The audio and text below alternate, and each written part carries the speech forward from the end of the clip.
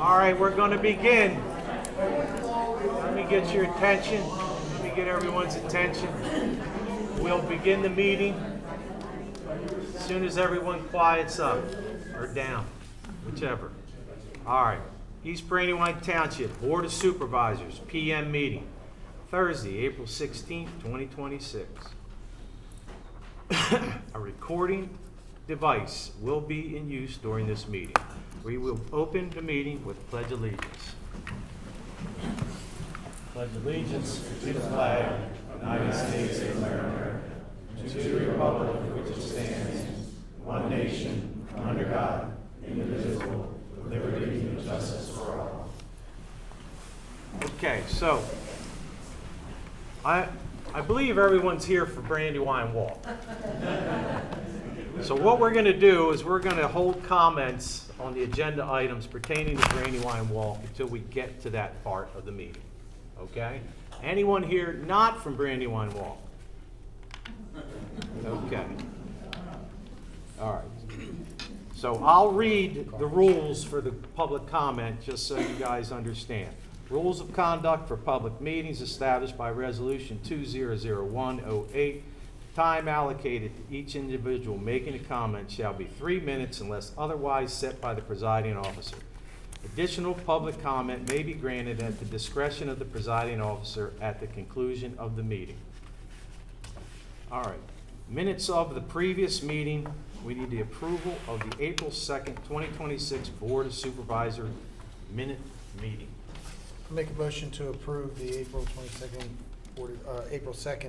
meeting minutes. I'll second. All in favor? Aye. Aye. All right, we will have Treasurer's Report, authorization to pay the bill and approve payroll. I reviewed it. I didn't have any questions. Does anyone else? No. I'll make a motion to approve that. If I get a second? Second. All in favor? Aye. Aye. Aye. Reports. We have the Township Manager's Report. Luke? Good evening, Mr. Chairman, members of the board. I have substantial comment this evening, but I'm reserving those for agenda items number 9A and 9B pertaining to a zoning ordinance update and Verizon franchise agreement. I have no other comment. Okay. We will move on to the Assistant Manager's Report. Noah? Yes, thank you, Mr. Chairman and members of the board. Just a couple things for me. Just a reminder to residents, the East Brandywine Township Historical Commission is putting on their America 250 Student Art Competition in recognition of the upcoming 250th anniversary of the United States. This initiative invites students to create artwork centered on the theme, what does America mean to you? It is open and we've been receiving submissions from students already in the township. The artwork looks great. Just want to remind residents and students that this art competition is open and still accepting submissions until May 8th, so under a month left to get artwork in for the Historical Commission's America 250 art competition. Next item that I had was the East Brandywine Parks and Recreation is having their annual For the Parks golf outing fundraiser on May 20th at the Honeybrook Golf Club. 8 a.m. is the shotgun start and 12 p.m. will be lunch. Registration is $150 per person, and that includes the greens fee, driving range, lunch, goodie bags, snacks, beverages, and prizes. All donations for the fundraiser will continue to support East Brandywine Parks.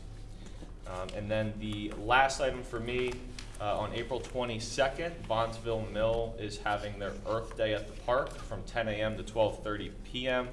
To celebrate Earth Day. People who attend on April 22nd from 10 to 12:30 will be able to discover the powerful of mindful engagement with nature through forest bathing, which is a guided sensory-based experience that encourages participants to slow down and connect with the natural environment and promote overall well-being. Respectfully submitted, Noah Stripping. Thank you. Thank you, Noah. All right, I will read the building inspector's report. So township building permits issued were 26. Total zoning permits were 4. Fees collected for building zoning permits were $57,289.52.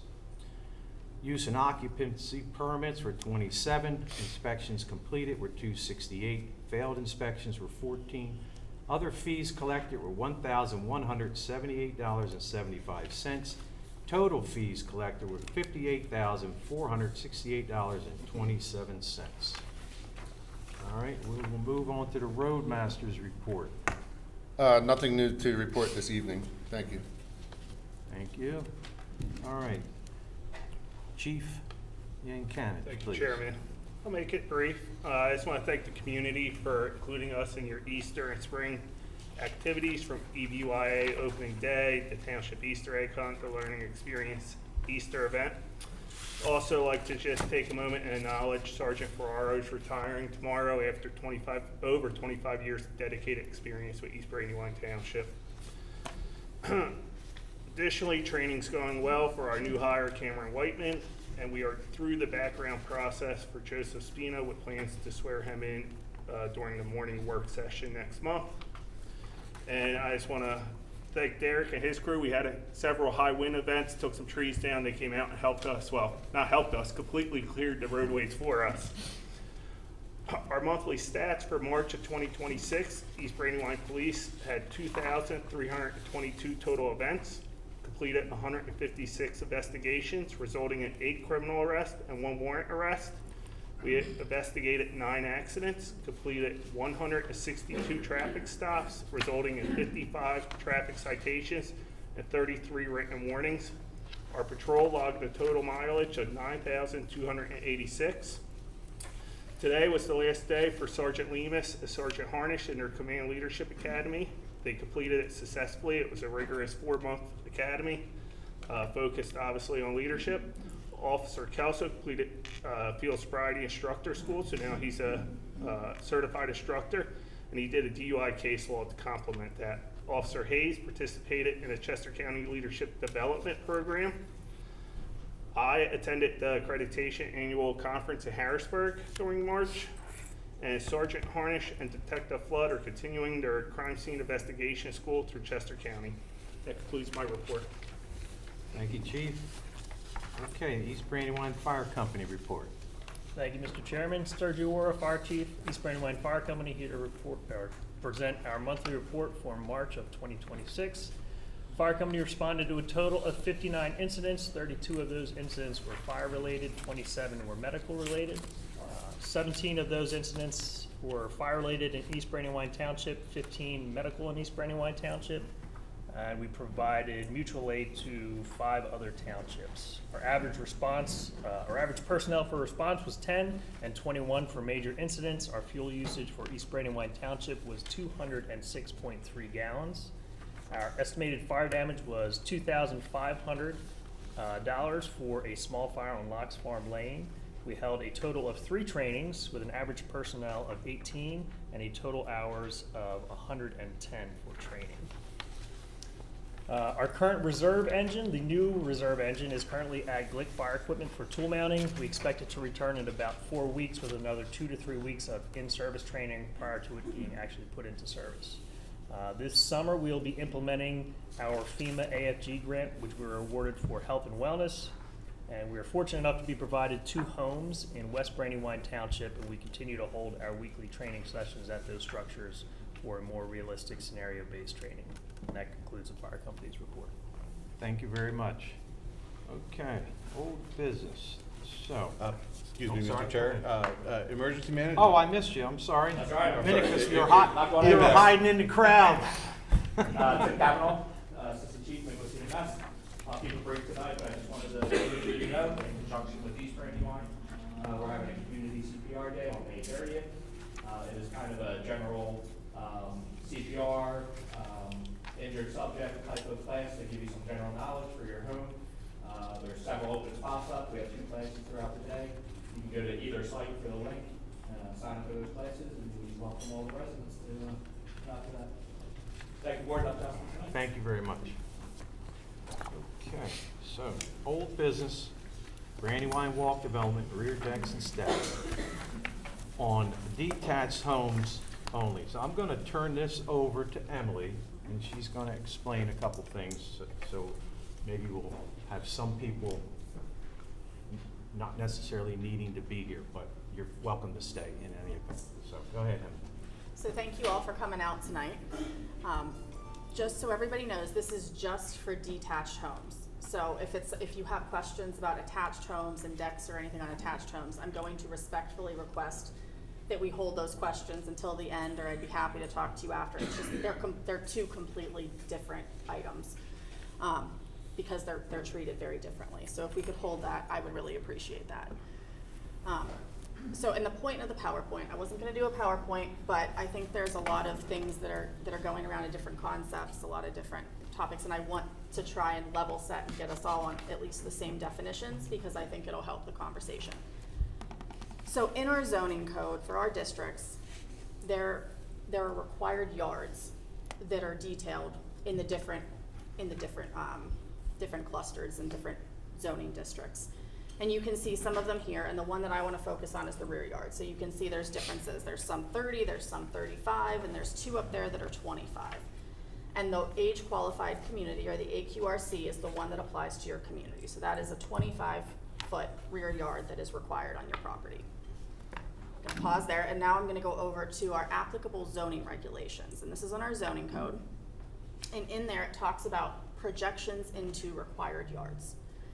And so our code says the following components of these buildings, such as decks and steps, can project into rear yards as long as they are set back 15 feet from any side or rear lot line. So they're two different concepts there.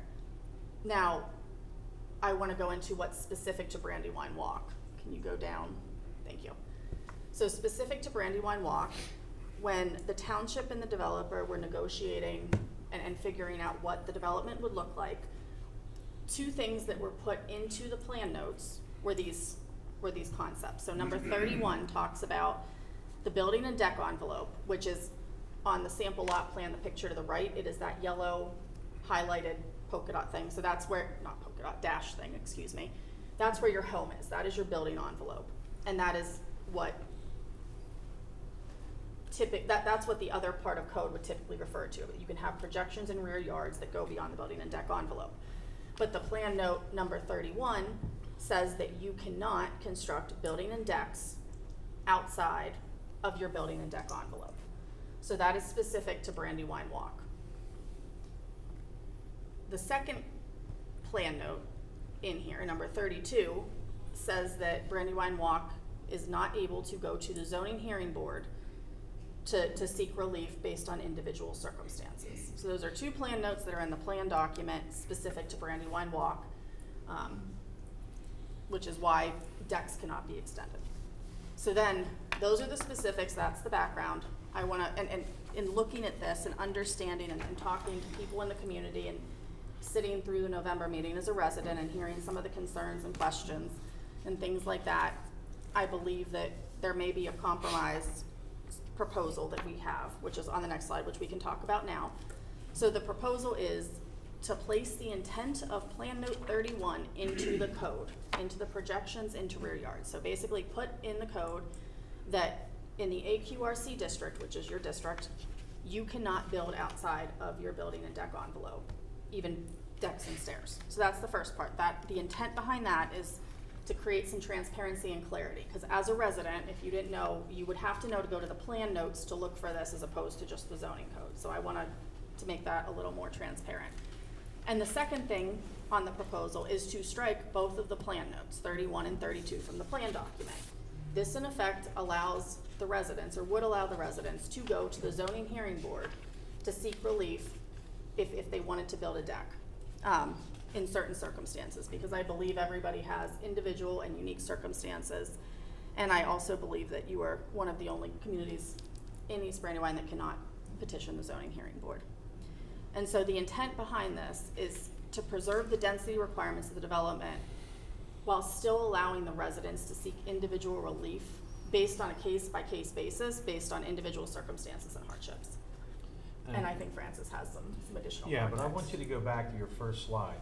Mm-hmm. And that top line is, I want you to read that to the audience. Sure. The zoning code establishes rules regarding permitted uses as well as bulk and density standards.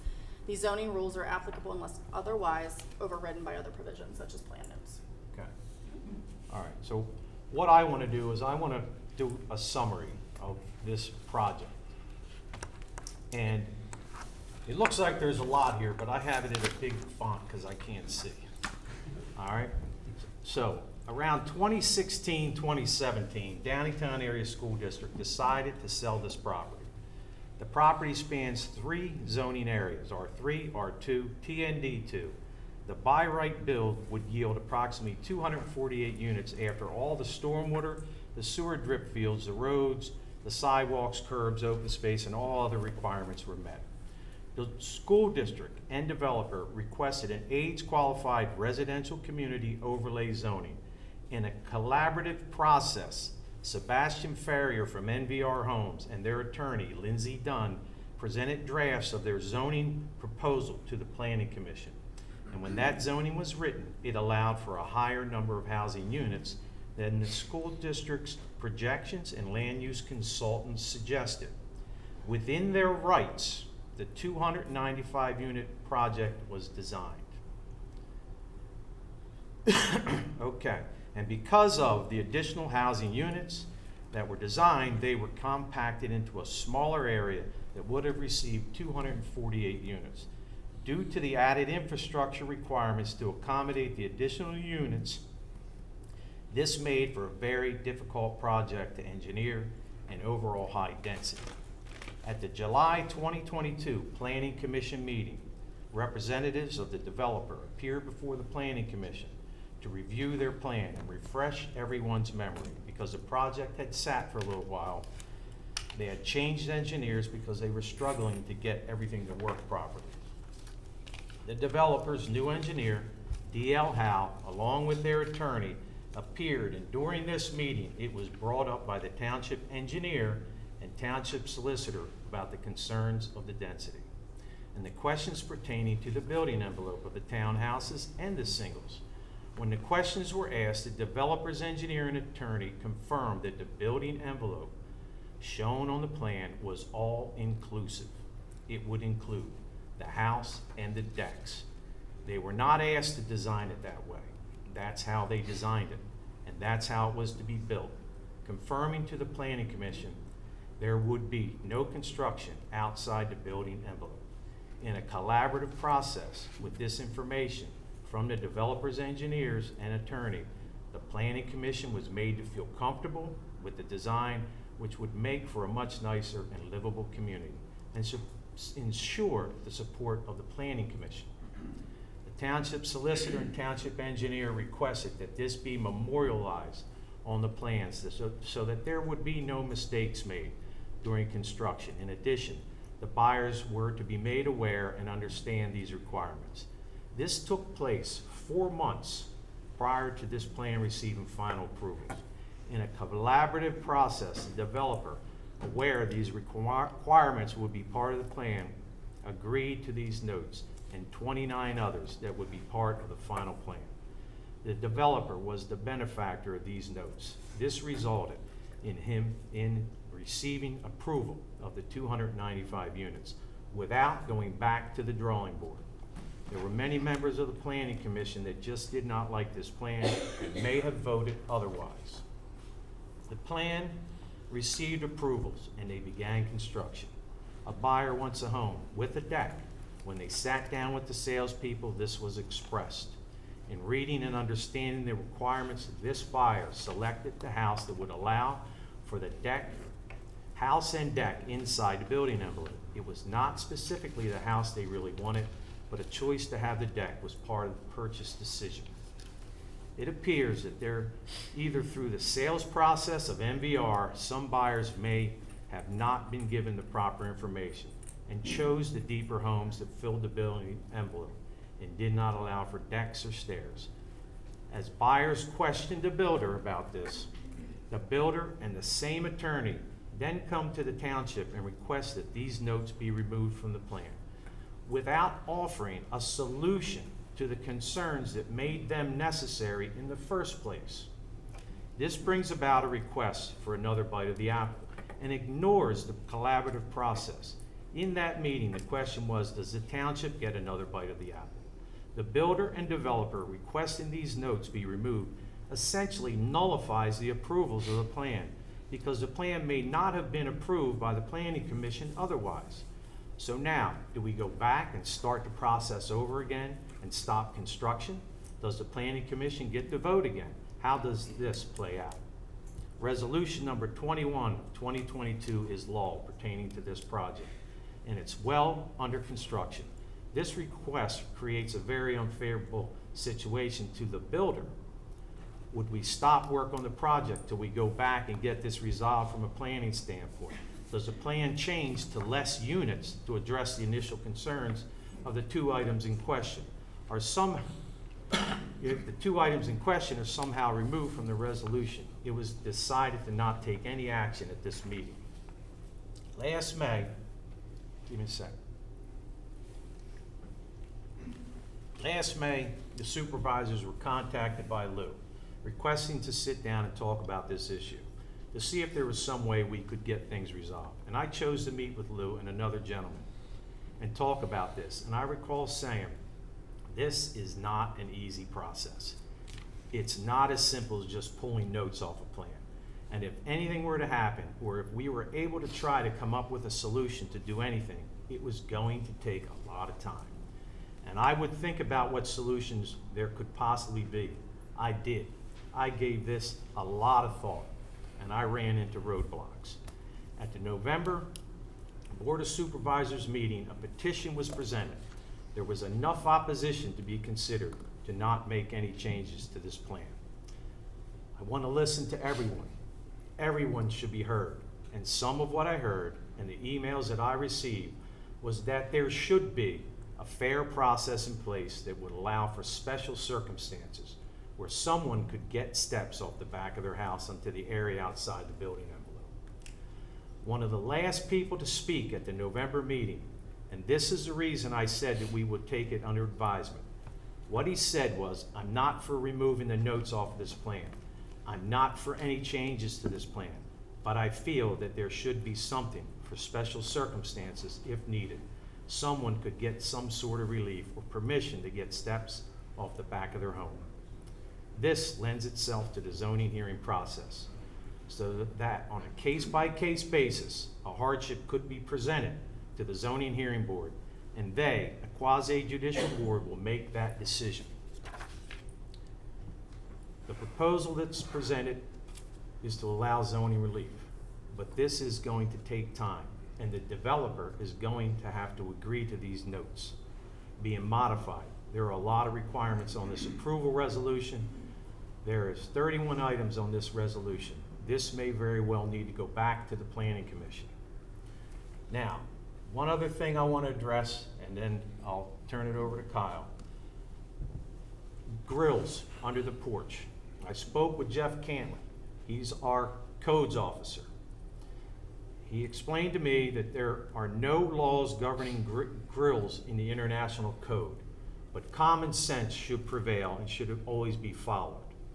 In addition, the National Firefighters Association and the National Insurance Association has not lobbied for regulation to date.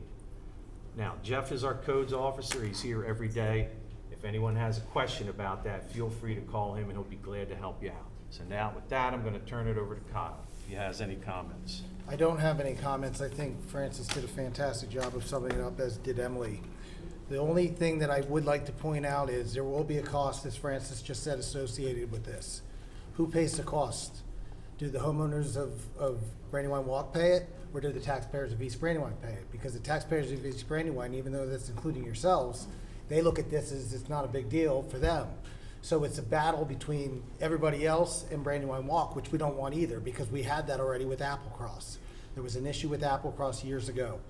So that's just another point I wanted to make, is there will be associated costs, and if you go back to the builder and ask the builder to pay for it, do you think the builder wants to pay for it? I doubt he will, but it's just something to think about. All right, so the last time we were together, I think George spoke. Is George here tonight? No? Oh, I'm sorry. No, do we want to go down to the proposal if folks are going to speak? Okay. That would be just. Say that again? No, we're good. Okay, all right. Oh, on the screen? Yes. Okay, all right. For So, clarity's sake. and I didn't know, you know, if Lou wanted to speak tonight and to start it off, or, you know, because I want to try and keep it concentrated to, so we're not repeating the same things over and over again. But right now, I'm going to open the floor for questions.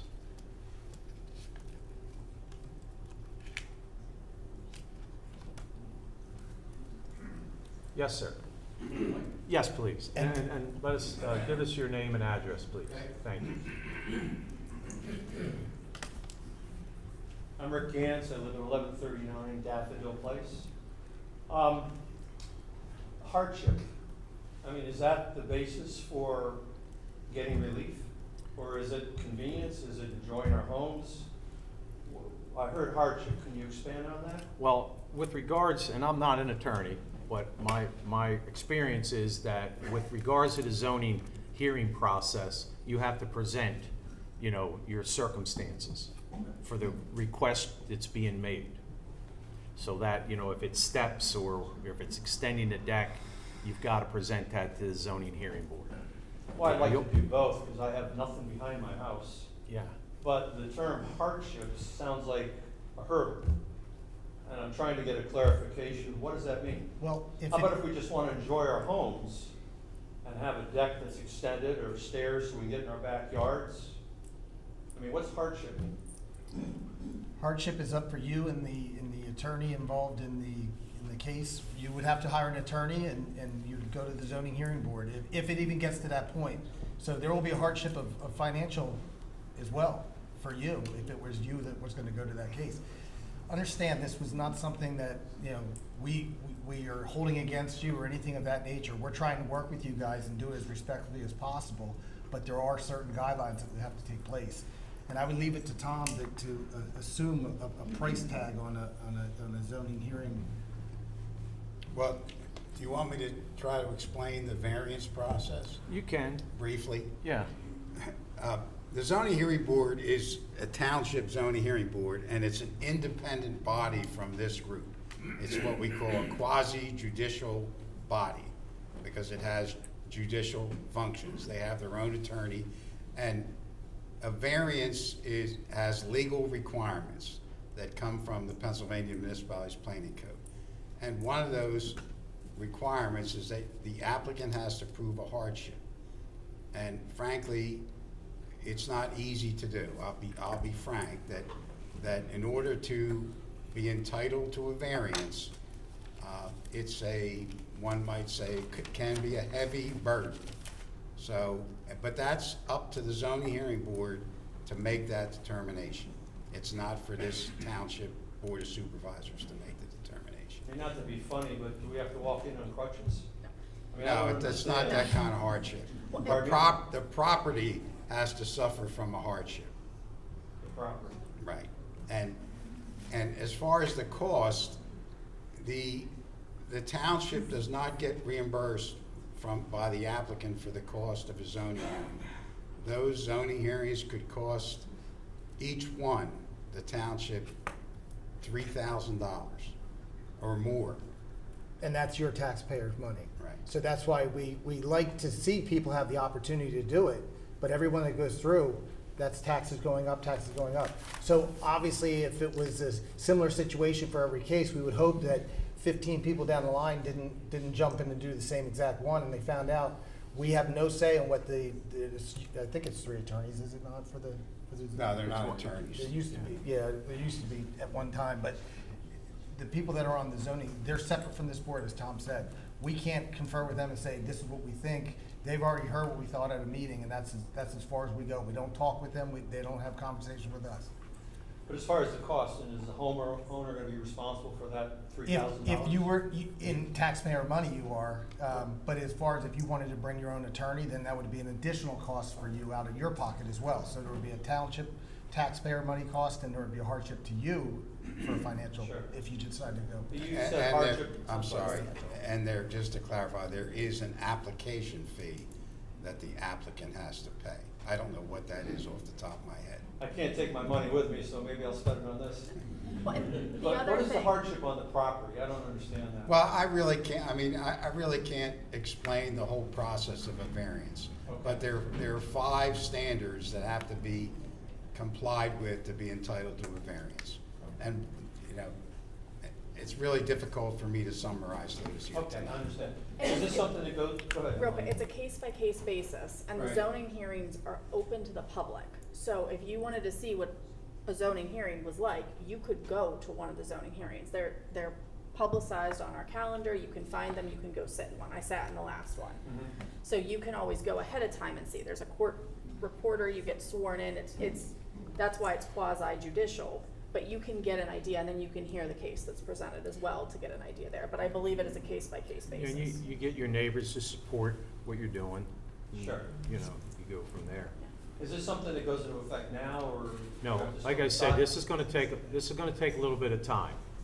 And I think I made that statement I heard that. because this process is going, I think it's gonna be like 4 months, 3-4 months, is what we were If I estimating. may, Mr. Chairman, this board can't just say, we're deleting the notes. Yeah, yeah. It has to go through an application process. Somebody is going to have to file an application to amend the final plan for Brandywine Walk. And they'll have to comply with the township requirements in order to file that application and prosecute it or process it. So someone would have to do that. And, you know, some of the, a concern I have is that some people, I presume, bought their properties in reliance on the plan. They bought it in reliance on the plan notes, it's in your declaration or homeowner's declaration.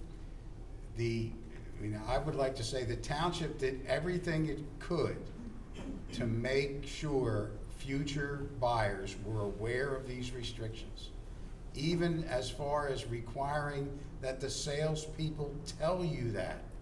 Now, whether they did or not, I don't know. But that's not our responsibility. We don't have any control over that. So my point is, a plan amendment application has to be filed, and it will be up to the board whether to approve that or not approve. And but procedurally, there's no motion tonight, and we won't be Correct. voting on anything tonight. Correct. And it's gonna go back, and then it would actually be reviewed by the planning commission as well. It would. And it's gonna be up to the developer to start that process. Okay. And let me ask, are we as supervisors in agreement with this proposal and moving forward? I'm in agreement with it. Okay. As am I. I also want to say one other thing. I don't want Brandywine Walk to think that they're singled out in the deck category of only being able to have certain decks. And I started to say earlier about Applecross. Applecross is a section called 5B. It's Parr Lane, Locks Farm Lane, the main drag off of Bontsville Road. They're allowed to have two-size decks depending upon the model of their house. Either a 9x8 deck, that's right, 9x8, that's it, or a 9x19 deck. So depending upon their model, that is all they're allowed to have. So we've gone through this with Applecross. Now, Applecross is more so the association that wants that rule in effect because of stormwater management problems. And that was something that was an issue. This board has changed a little bit for decks being impervious versus pervious. So I just want you guys to know, you're not the only ones in Applecross has a very similar situation. Okay. Just one more comment. You mentioned about the salespeople and telling the buyers. My wife and I were told, but I've knocked on all the doors in Brandywine Walk in Phase 1, and there were people that weren't told, there were people that were misled, and it's just created an angst here that, you know, we can't enjoy our homes as retirees for most part. And it's created a rift Yeah. in the community. There's 9 homeowners, which is a minority, that are against this for one reason or another. And you know, I understand that. And then there's 64 homeowners that are for this. And I you mean, the way I look at it is the supervisors were elected by a majority of voters, right? And we're, as a majority, looking for the supervisors to look to us and provide us relief. And it just kind of sets a... Well, at this time, I don't think it's built out, so you're gonna have more neighbors coming in the future that may have a say one way or the other. you It will know, become a large voting I, block. I was of the mindset that this is, you know, you guys gotta live here, you gotta live together, you gotta live in harmony. You know, I asked, I got a lot of emails and I was contacted by a lot of people, and I asked Rose to get with Lou and go out to breakfast and try to talk this thing out and come up with some solution that is coming from you to us. And if there's some way that that happens in the future, then we can certainly consider it. But as it stands now, it's a tough scenario. Sure, I understand some of the 9 just said flat out, to some of us, they're not interested in a compromise. But So, in the end, Mr. Chairman, can I say Yes, one sir. other thing? I think I heard at least a majority of the board that said they're in favor of this proposed change. I don't want you to leave here tonight thinking, I'm sorry, that's going to happen, because necessarily, because I have, as I think I just expressed, I have concerns whether the board has the legal authority to change this plan. Yeah, this is- So I think you said, Kyle, that 3 to 4 months, it could be another year. I mean, Well- it started last March of 2025, so. Yeah, I think, it's- yeah, it's like I disappointing. said, Lou and I met in May of last year, so. can I say something too? Sure. Yeah, it's also not, if they can change the plan, it is not us that has to change it. I It understand. has to be action from the developer, I'm assuming, to go and petition this to change it. And the solution, I know you all may not be thrilled with the solution, but in the interest of trying to help people who would like larger decks have the opportunity to have a larger deck or stairs or egresses or whatever, that was the zoning hearing board part. But in the interest of hearing people who didn't want anything to change because that's how they built their property, and the houses are close together, like I've gone and walked through the community, that was the point of leave the restriction, but give the ability to seek relief. And I can't tell you what the zoning hearing board's gonna do, but that was the intent behind both of those, so, And this has to start with the developer has to initiate something? Yes, yes. Okay, and then we have to engage as homeowners, the zoning board. yes. And I don't know also if you have to change anything in your HOA documents. Well, that's kind of ironic because our HOA requires 2/3 of the board. Right. I mean, that sounds pretty simple to me. This one sounds complicated. It is complicated. I know. It is. I don't want, again, I don't want everyone to leave here Very thinking complicated. it's simple, because the developer doesn't own all these properties anymore. So that's also a fact.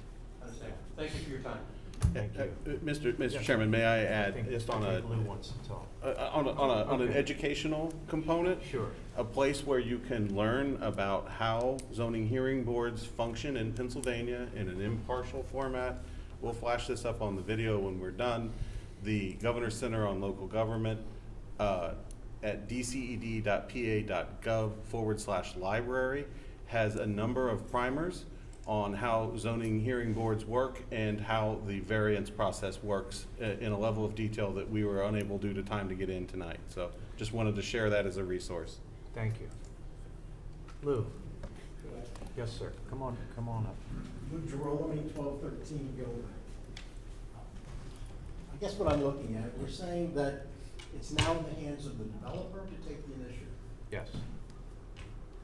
I will talk to him. Who does he talk to? Our solicitor, have his attorney contact our attorney. Directly? I mean. Yes. Yeah, yes, that's fine. Yes? Yes. That's fine. Yep. Okay. And Kyle, what I was hearing, help me get a clarification. Sure. It sounded like you're saying there could be a special assessment for Brandywine Walk since the cost for this. Oh, no, I was saying it's if you went to a zoning hearing board, it's $3,000 approximate cost. Right. What I was saying is, that's not you, Lou, paying that money, that's all of the residents paying of East Brandywine, are filling that bill, paying it. But is it just for East Brandywine who's paying the bill? Or Correct. is it residents of East Brandywine Township? The township. Township. It's taxpayers, The township, not taxpayers just of our these. community. Yeah, so I just wanted everybody to understand, just think about it this way, if Applecross, which is a huge development, said, we're all gonna file zoning hearing boards, you guys ultimately will pay for that cost. So what I was just insinuating is, you just gotta be careful, because what's good for you is good for them, or good for another development, and it could, Applecross is in a very similar boat, just more on the HOA side.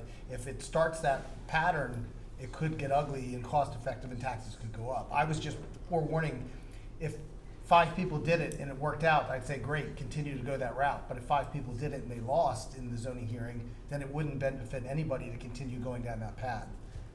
How best, I mean, I will contact Tom and have him contact with his attorney, contact you. Given the timing of all this, how do we assure ourselves that something can be addressed in a timely manner, that this doesn't drag out for years?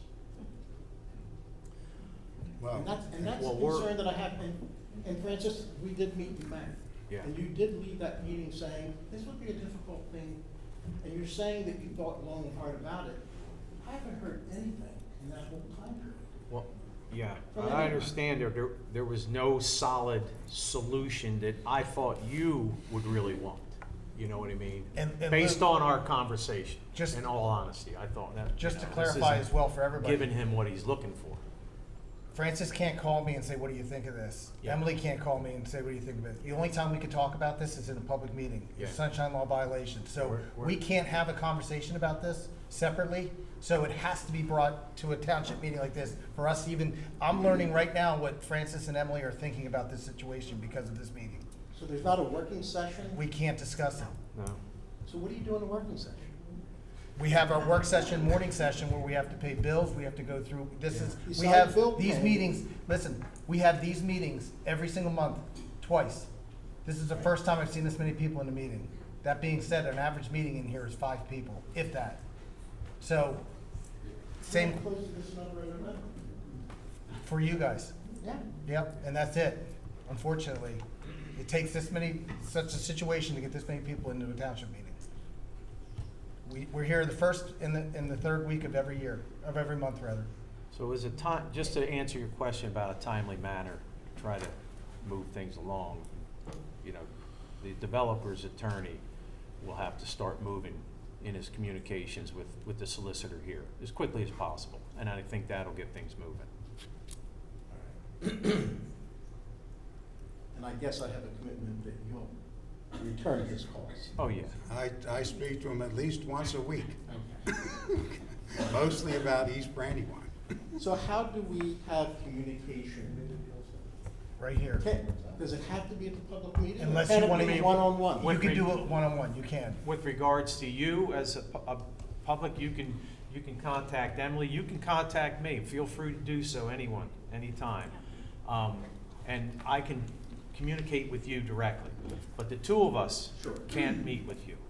And you can email her and Emily, I'm sorry, and just communicate, or me as well, or Kyle. And But just understand, it doesn't work, it just ends with you and Francis if you're talking with Francis. So you can't say, well, Francis, you guys said you were gonna, no, it was Francis said he was going to do this. And it can't be discussed with Emily and I. So it's kind of a moot point to go that route because you're not really gonna get anything established. You'll get an answer here. And in addition, Luke, the township manager, is available from 9 to 5 every day. You can certainly work directly with him. It's been a godsend. Okay. Yes. So, Questions? Now's your time. Should I say something about the time? Just a question, Mike Snyder. Hi, Mike. 16 Kidron Court. I feel that there's having egress to the back of the house in case of a fire. Most of our egress is in the front, and that would allow someone to get out of the house safely. You're in a 55-yard, and you have a 10-foot drop, 5-foot drop, 20-foot drop. So how do you escape your house? well, that's a good point, You and know, that's what and you would, that seems to be a common hardship and, for all of us. and there you go. then And that that could would be save the the case that township, you would you know. make. That would be the very case you make, and you'll probably have some success with that. So, I mean, no one's being discouraged It from just seems that from that, it's just a Instead process. of having a variance on that, I mean, it's kind of a common problem, and it saves the taxpayers $3,000 out on each one, that you could just make a broad exception for the community to allow them to have steps. I mean, And I would say you can have a staircase probably right now in the footprint of your deck. It may be an inconvenience or a hardship to you that way too, but to solve the problem, if it was an emergency situation, I can't see why a staircase couldn't be put in the envelope of the current deck. Well, and the other thing is, and please correct me if I'm wrong, And our but codes officer can look at that. I don't know that there's anything we can do with these plan notes in there, No. right? Because the plan notes specifically say you can't build outside of the building and deck envelope. At And this, so, yeah, at this time, it is going to be the responsibility of the developer, attorney, to reach out to our attorney to start the process. And that's really how it begins.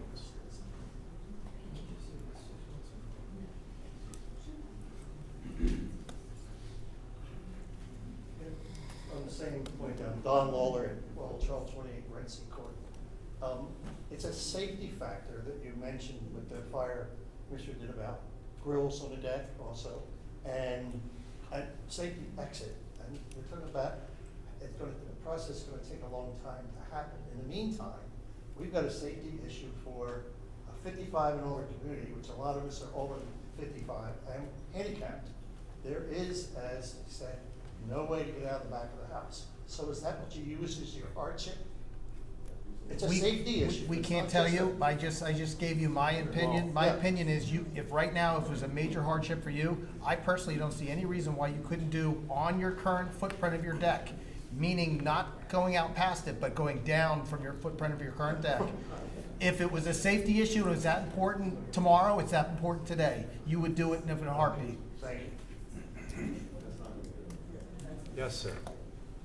I was just up there, but I applied for permits. I'm sorry, you still have to come because it will be on the video. I'm sorry. Yeah, please go. I have one question. John Tallman, 1232 Ramsey Court. I guess, let me do a scenario here. We get together with a builder or a contractor, and we come up with a design plan for a back stairway to go off of the back of the existing patio in our house. We get the design plan, we put that together, and we come up with a price of what it's gonna cost us to do that. With that plan in mind, do we come now to you and say, this is, because we are concerned about the lack of ability to get out of the house if the fire's in the front, say, this is our hardship, we'd like to have a rear exit in the case of a fire.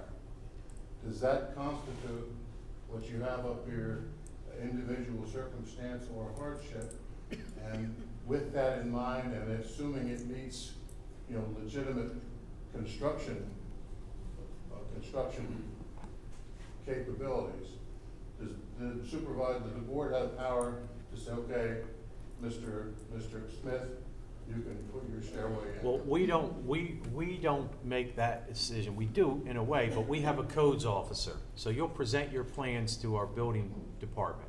Okay. And then they'll make the determination if it's, with regards to this particular case, inside the building envelope. And if not, then they will advise you, with regards to the process of the zoning hearing. What I'm trying to do, I guess, is I get somewhat circumvent all this, mumbo jumbo stuff that I don't follow because I'm not an attorney. But if we come up with a legitimate plan that way, and the code, your guy says, yeah, that'll work, could we proceed with it? Well, if the code guy says it works and he hands you a building permit, then you go to work and you can do it. But if it doesn't work, then he'll advise you as well. And the building permit is issued by? Our codes officer, or building But department. understand right now. Codes officer of the township? Yes, Of the that's township, correct. but he's there with Aero Engineers, they're not East Brandywine Township. But understand, right now, it would have to be. Within the building If envelope. this is your deck, underneath your deck, under your deck, anywhere under your deck, under the building envelope, right now. Right. Later on, if you were to ask for a hardship to be the staircase on the side of the deck, that would be through the zoning hearing board. But do not waste your money going right now to the zoning here, or hiring an attorney, or getting plans drawn for a side staircase off of the deck that's gonna be outside of the envelope, because it hasn't even been voted on by a zoning hearing board yet. So you would be throwing money away right now. So I Yeah. wouldn't do anything unless it was under your deck proper right now. Yeah, the process. In other words, straight down, Yeah. not out and down, is that what you're saying? Correct. It has to be in the building on Right, site, in is the what you're saying. Yeah, Rick Gantz, 1139 Gothic. I think you answered my question, Kyle. So we really shouldn't do anything until... Folks. We really shouldn't do anything until Tom Kessler's attorney contacts a solicitor. I personally wouldn't. Like I said, you're welcome to, but I think you're spinning tires and wasting unnecessary money. That's just my opinion. No, I appreciate that. I'll discuss that with my attorney, because like John said, this is really getting complicated and legalese and all that, so. Yep. But no, I appreciate your clarification. No Thank you. problem, no problem. Hi, Sherry Cormonas, 1040 Moreno Way. I too have a really big issue with not having access to my backyard. I suffer from spinal stenosis, and at times I can't walk at all. I had somebody come out and look at my deck just for stairs. And because I'm right next to open space, because I was willing to cut into my deck, like you were saying, to meet the envelope. I was willing to cut a little bit into the deck. It's not a very big porch area. Because I'm next to open space, most of my neighbors have at least 2.5 feet to work with. Can you imagine I only have 6 inches to work with? 6 inches. And I have all this open common space, and I have 6 inches that I could build out. So for me to put in, I appreciate what you're saying about the envelope, but for me to put in steps, I would have to literally cut off, this is what somebody from the deck company told me, I would have to cut half my deck to get almost 10 feet to do those stairs, which to me is kind of taking away the integrity of the structure of the house if you want me to take away half my deck. So right now everybody's just saying, oh well, just wait, what if there's a fire? But you, folks, you have to understand, you bought the house knowing this. It's not like we're throwing it on you. I can address that too. No. What I'm saying is, you bought the house knowing that there was no current staircase maybe on some of your decks. We're trying to work with you. We're not saying you can't do anything. We're trying to work with you. But understand, you guys didn't have a staircase before, and it was okay to buy the house for that immediate moment. But we're trying to work with you, and we can't solve this overnight. We just can't. And I don't want any misconceptions that we So I can. appreciate what you're saying, but when you have a salesperson telling you, oh no, it's no problem, it's no problem. Everybody here that I've sold a house to wants steps. That's the reality that we're living with. And I think the big thing here is legally, our hands are tied. We can't do anything unless these plan notes are amended, because it was a contract, and Francis or Kyle jump in, but it is a legally binding contract between the township and the building development that was agreed to and basically signed into law. It's a resolution. Yeah. It's law. And the county signed off on it. I mean, there's a lot of moving parts to this. That's what I'm trying to. And so I mean, I it's just not. hope nothing happens, Yeah. because if something happens, there's a bigger problem. Well, Because we're bringing to your attention that it's Yes. a real safety issue for people. And it's not, I'm not trying to sit up here and say I don't hear your concerns, because I do, which is why we're trying to do something with the proposal that's a compromise, hopefully, between both sides, so that hardships can be addressed. And I know hardship is I shouldn't use that word, but like individual circumstances can be addressed. But until that plan note is removed, we can't do anything, and the only one who can remove that plan note is the builder. So for right now, if I do want to have stairs for safety in my, medical condition, I have to take about 10 feet off of my deck to do it. That's what you're telling me, right? Just so we're clear. For I have your 6 situation inches. right now, unfortunately, yes, if that's what they told you. Robert Mayo, 1026 Gilray Drive. And thank you for allowing us to speak. I want to point out one item, well, a few items. But the first point I want to bring to your attention is the developer is the HOA, basically. He's also the president of the HOA. We have never had a public meeting within our community. So although there's been petitions, we haven't, as a community, discussed this at all. Secondly, my wife and I are not opposed to people building, extending their decks out or putting stairs in, provided it's within the envelope. Folks, There again, folks, if you have if you're the gonna room be to rude, we're gonna modify- ask you to leave. You can modify your deck. If you're worried about the grill, you could put a hood in on your deck and make it look fancy. What we are concerned about is encroaching on the property lines. Now, the first speaker came up and said that those opposed to extending decks and putting stairs on are a minority. We're only 7, which is news. I didn't even know that. But he used a realty term, quiet enjoyment of your property. What about those of us who don't want to see our neighbors extend beyond and encroach on the property line? What happens to our quiet enjoyment of the property? It's the same thing. If my wife and I both read all those documents, I have board experience. I know what the legal weight of these documents are. If these documents are changed, how do my wife and I, if we don't want to live in a community that's overextended, how do we become whole? How do we get our investment money back? Not just the cost of the building, but the cost we incur in moving, selling other properties, improvements that we've already made to this building. I'm asking that. How do we become whole? I don't have a specific answer for I that. have one. If the legal representative of both parties buy us out. The developer made a lot of money by getting those 45 extra homes.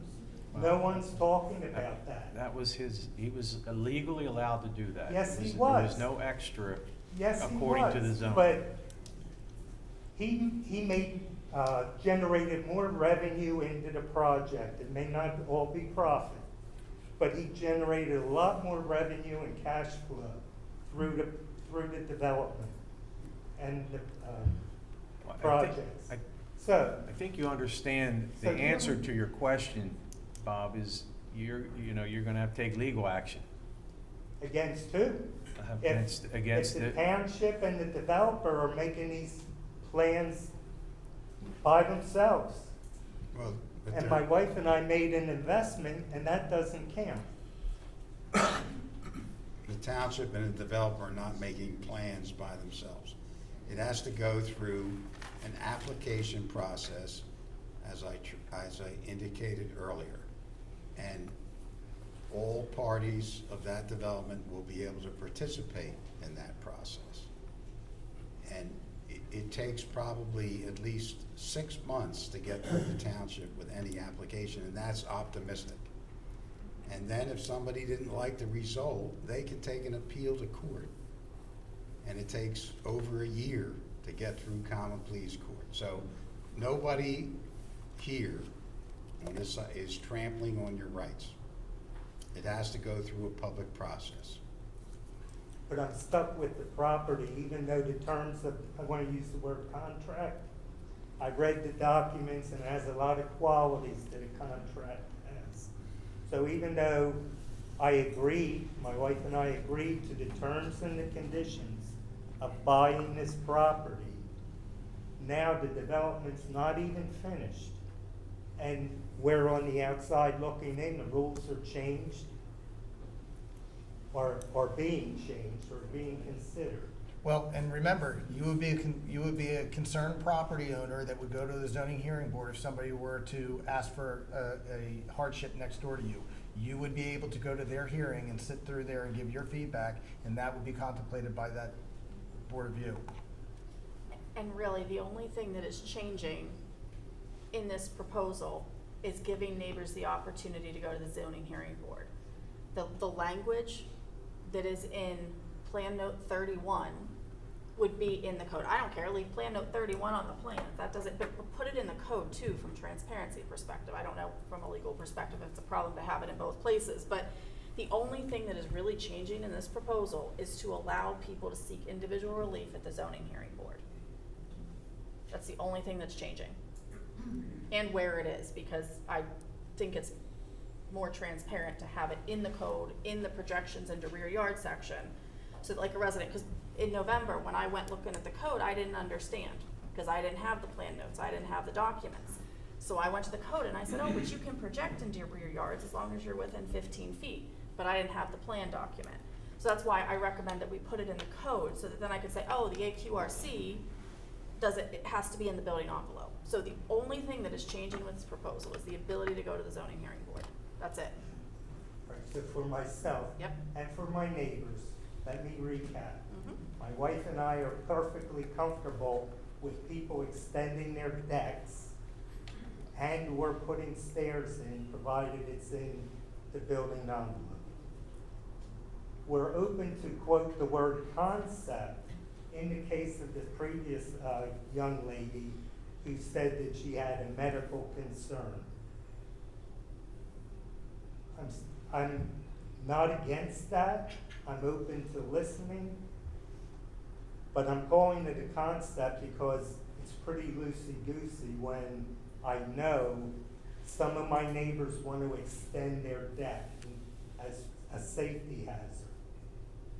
And that I'm totally against if they're encroaching on the property lines. Well, and that's why they can go to the zoning hearing board on a case-by-case basis. That's the proposal. Do you? Right. think that's Thank it. you very much. Yeah, I thank you. appreciate your time. Thank you. That's what you can do. One last. Okay, yes, come on up, Lou. 1213 Gilray. Given that Tom has to take the lead on this, given that I think, I don't think we'll have a problem with it personally, but I think he is going to be disengaged probably in the October, November time period. Because I think at that time, phase 4 is probably going to be complete. So what happens if we start the process, but it's not completed by that time period? Well, where are we at now? We're April, May, June, July, August. I mean, I'm just hypothetically thinking, And that's what I'm doing. if he moves forward like tomorrow, I think this could be completed before he's out of there. So I think that he'll lose interest once he has all his property sold. But if What's his he's interest? invested the time to start the process with you guys, you Once know, it starts. we're here as well. We're not going anywhere. you I'm know? just looking that if he ends up saying, you know what, I don't have an interest, and it's now October, Well, the process has started, then where does it go from there? we've had developers engaged in the township for 20-plus years Yeah. with Pulte, with Applecross, Yeah. and in We're other. still working with Pulte with right now, and they're out of here. Metropolitan and Dallin Forge Station is still involved in aspects of what's going on over there. They will stay engaged with regards to the project for quite some time. They just don't, you know, last house is sold, I'm out. That doesn't really work that way. There's a lot going on, so. Thank you. I hope that helps your thought process. Well, any other questions or comments at this time? All right, seeing none, we're going to move on to the next order of business. Mr. Chairman, Yes, sir. may I suggest a brief recess? Sure. We'll take a Everybody. 5-minute recess. Everybody's invited to stay and learn about local government. Everyone's invited to stay. But you don't have it. All right, so we'll reconvene now, and we'll begin with the new business. This is the appointment of the Planning Commission members for terms expiring December 2028. Mr. Revin. Thank you, Mr. Chairman. Your agenda items number 6 and 7, or 7A and B, pertain to vacancies on the Planning Commission. There have been 4 meetings of the Planning Commission in 2026. One was canceled due to a weather event, and for 2 of those, we were unable to have a quorum. So we have a shortage of members of the Planning Commission. We have advertised the vacancy, and East Brandywine Township is once again blessed to have 2 very qualified candidates. These appear as different agenda items because there is 1 vacancy for a voting member, and there are technically 2 vacancies for a non-voting member. We also have a secondary issue, which is along with the following the MPC, the Municipalities Planning Code, we attempt to stagger the 4-year terms of the Planning Commission members so that in any given year, no more than 2 are up for renewal. To address circumstances happened over time, Mr. Croft has generously agreed to take a voting member term for a term that expires in 2028 to bring balance back to when terms are out. I have no further comment on those 2 agenda items. I'm just grateful that we have such qualified individuals in the township. Okay, so I think Emily wanted to comment on the appointments before we proceed. Yeah, just quickly. A couple quick things before we vote. And I know there's a lot of work that goes into these appointments behind the scenes. I think everybody should know that. And this is the last step. So the last step is the approval. And so for this particular appointment, we have, like Luke mentioned, 2 very qualified candidates. 1 is already serving the community, that's Carl, thank you. And 1 is a new volunteer. I very much thank our volunteers, and I appreciate everything they do for our community. And I also believe that we need to encourage new volunteers and ideas. With that said, tonight my vote's based on the intentions which were discussed at the planning committee meeting and that were also communicated to you while I was asking about qualifications of the candidates. And this is namely that Mr. Wilson having a non-voting seat is temporary. And because I think that his knowledge and qualifications are a great asset to this community as well as Carl's. That's it. Thank you very much. Yeah. Okay, so at this time, At this time, I'd respectfully ask the board to consider appointing Carl Croft to the Planning Commission for a term expiring December 2028. all right. So I have a motion. So moved. Second. Seconded. All right, all in favor? Aye. The next one? Proceed to the next one. At this time, I'd respectfully ask the board to vote.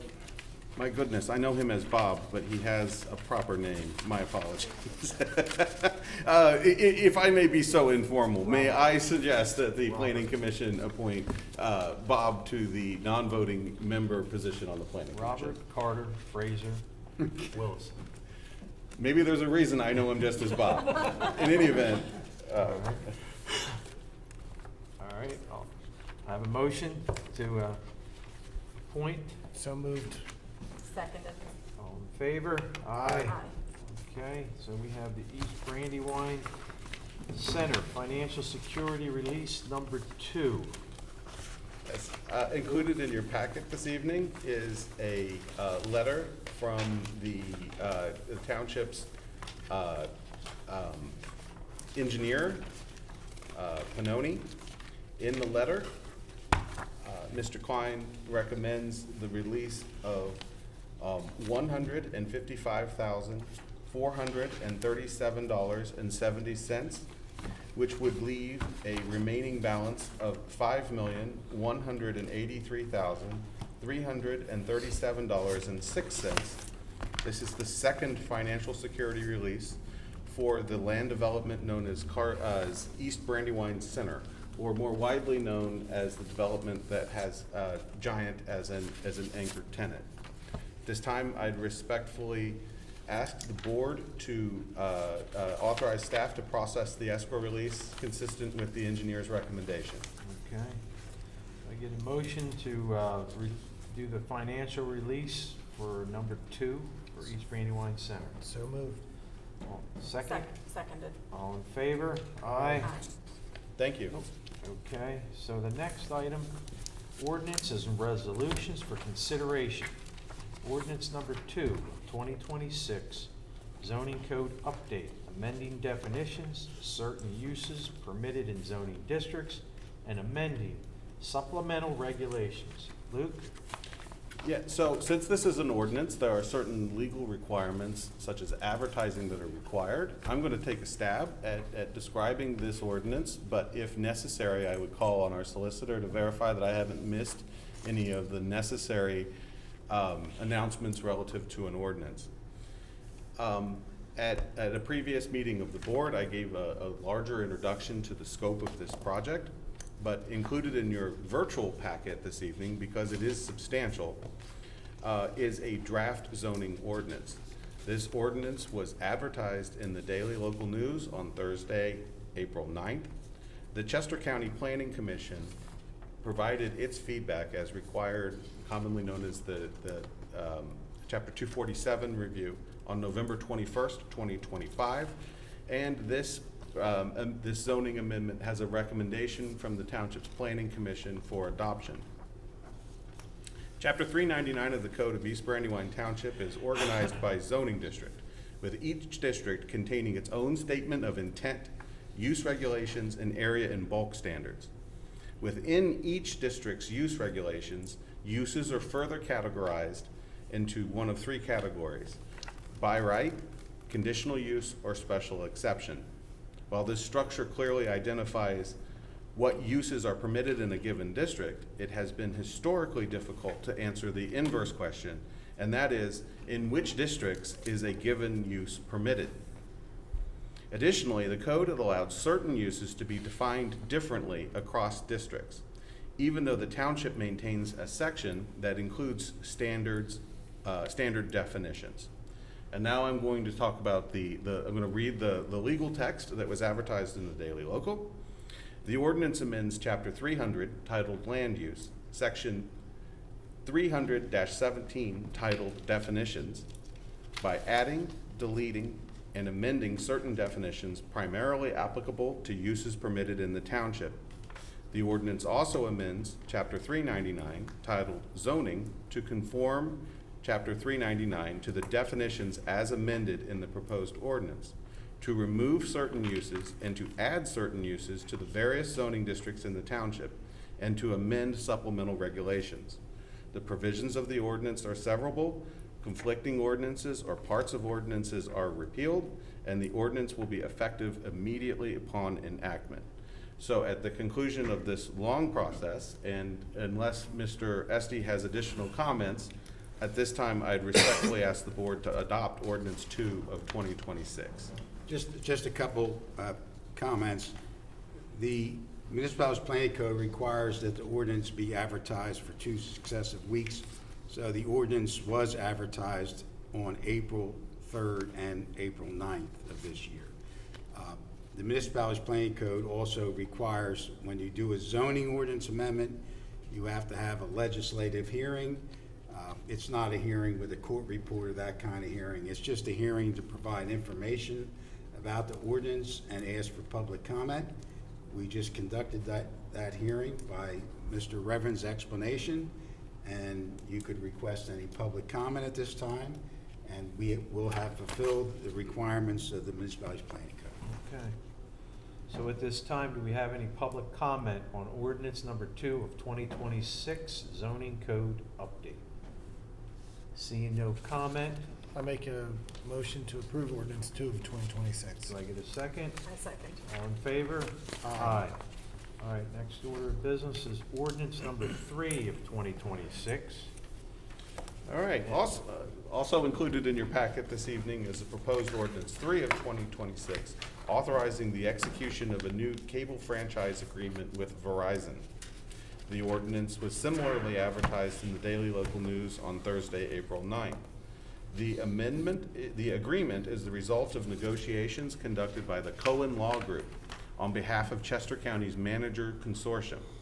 27 municipalities shared the expense of this project, representing a considerable savings to East Brandywine. The agreement maintains the standard 5% franchise fee, strengthens audit and accountability provisions, and updates customer service and enforcement standard. The term of the agreement is 5 years. A executive summary of the agreement prepared by the Cohen Law Group is also included in your packet. At this time, I respectfully ask the board adopt ordinance number 3 of 2026. And did you have anything to add to that, Mr. Esty? I do not. This is a ordinance under the St. Clair Township Code, so it only has to be advertised one time. And in abundance of caution, you should ask for public comment. Okay. So at this time, is there any comment or questions about ordinance number 3, 2026 from the gallery? All right, seeing none, I make a motion to approve ordinance 3 of 2026. you get a second? All in favor? Aye. All right. The next order of business is resolution 4 of 2026, the C2, P2 application, all abilities, inclusive playground. Noah? Yes, thank you, Mr. Chairman. So the last document in your packets is resolution number 4 of 2026. This resolution authorizes the township to submit an application to the DCNR Community Conservation Partnerships Program, or the C2P2 application, for our All Abilities Inclusive Playground at the East Brandywine Township Park.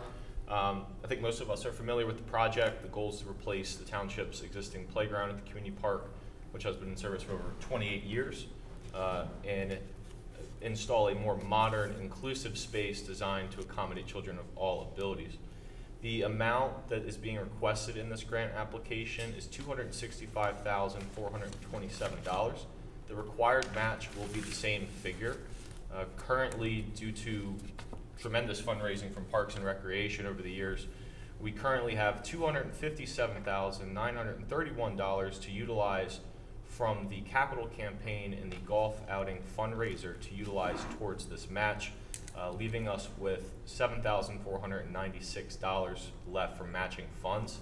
This remaining match can be fulfilled through several options, including potential DCD LSA funding, which we currently have in for the same project, additional fundraising through the capital campaign or golf outing, and if necessary, a transfer from the township's capital reserve fund. Given that the C2P2 awards are typically announced later in the year or potentially early next year, this leaves the budget committee with pretty substantial time to plan and evaluate and recommend the best approach to cover the remaining match. If awarded, this grant will allow the township to move forward with our All Abilities Playground project and install a more modern, inclusive playground for our residents. So tonight, staff is requesting authorization to apply for the C2P2 grant, and I'd be happy to answer any questions that the board may have. I don't have any questions. Anyone else? I would simply add, if this seems familiar, we wrote a similar grant in the last cycle. I was the lead grant writer, and Noah is too polite to say that we were not successful in the last cycle, but I'm very confident we will have a vastly more competitive application this cycle, mostly because the effort to diagnose exactly what went wrong last time has been done by Noah. So then, does that mean you get to rewrite that grant that you weren't successful with? Or does Noah get to rewrite that one? I'm sure he will produce a far better product than I did. Wow. We were successful in getting one of 2 C2P2 grants in the last cycle. That was for the McQueen property. It's all who you know, right? Yeah, Yes, I will say though, from the previous application, Luke did a lot of the heavy lifting. A lot of the project narrative is still similar. I have a lot of fishermen asking me about the McQueen property. I wanted to be able to park there. All right, let's move on and get this. Do I get a motion to? Do we need public comment? Let's ask for public comment for resolution 4 of 2026. Is there any public comments? Seeing none? I make a motion to approve resolution 4 of 2026. Can I get a second? I'll second. All in favor? Aye. Thank you.